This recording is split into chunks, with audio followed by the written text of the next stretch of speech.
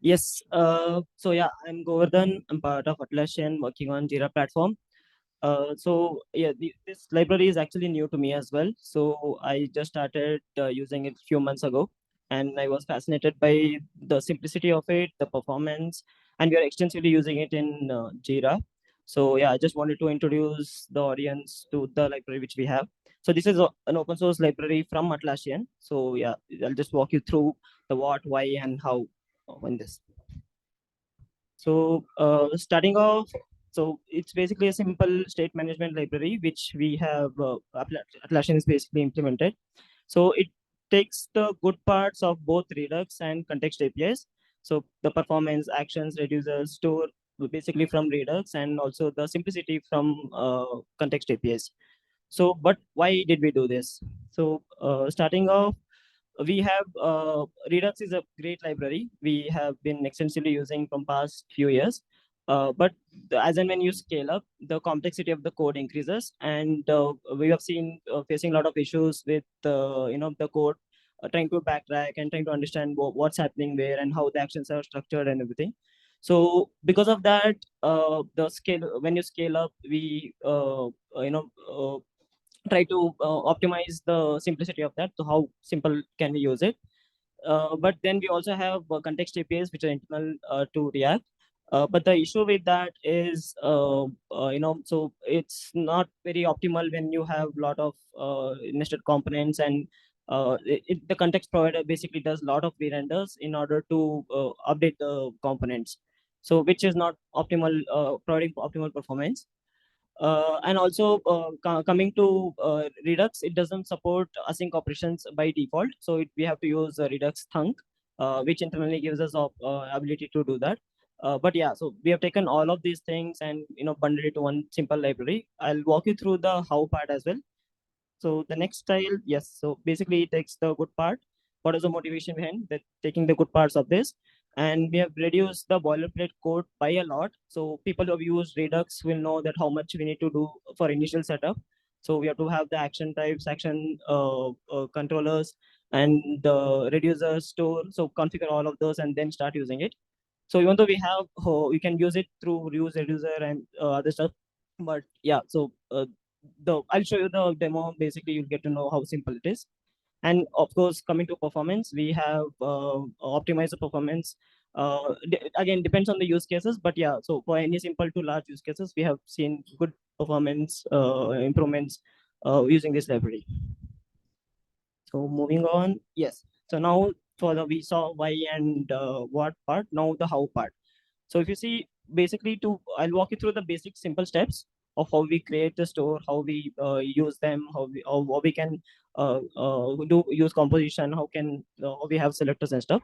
So starting off to create a store, so you can see we have an initial state being set up for a simple counter application, and then we have the actions. So as you can see internally, we have a thunk. So you see the method which we have the increment.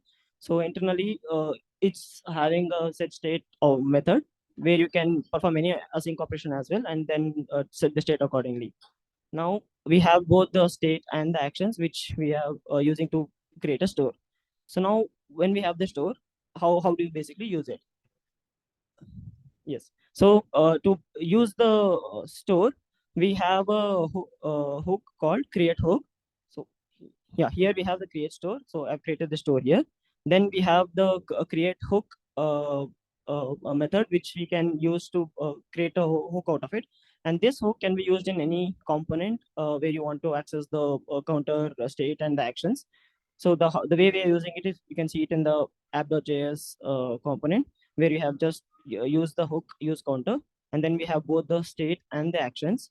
So going forward, you can use this state and actions in any component as such, and then perform your operations. We also have the additional hooks. The reason we have this is create state hook where you only want to have the entire state object without the actions, and the create actions hook, which will basically give you only the actions. The reason we have this is, suppose you have some components where you don't want the state, you just want to have the actions, and avoid re-rendering. So this wherever you host the actions hook will just have the actions available in your store, and those components will not perform any re-render because they're not using any state. So there's no need to re-render. So wherever you use this use counter action hook, there you'll basically just have the actions to be performed, and you don't have to worry about the re-rendering part. All right. Moving on now. Okay, before I move on to the next one, you have this is basically the global store which I've created. Now, what if you want to have same multiple instances of the same store, or you want to create a store which other components cannot use, or you want to scope them separately. So that is where containers come into picture. So this is something similar to your use context, but it's basically having an ability to share as well. So wherein you can see the how to create the containers. So we have the create container API. You use that and then just use them in the contained by property when you're creating the store, right? And you also have handlers when this container gets mounted and unmounted. So we have different lifecycle hooks. So on init, update, destroy, and container update. So for each of these, you can perform specific operations when you use the container. Now the creation is done. How do you use it? So if you see here, when in any of the app components, we have just used the container. We have props like I mentioned. We can create separate scopes which can be shared, or we can create it global, which can be accessible throughout the app. Right. So here in the first example, you see the counter button, whatever you have. So that component will have a state value which can be used wherever you use the use counter hook. All right, and whenever you change, all those components which are having using this hook will have the same state. In the second example, you see we have a scope that's been named as counter one. This scope is like an identifier where you can actually replicate this and then have components share the same state.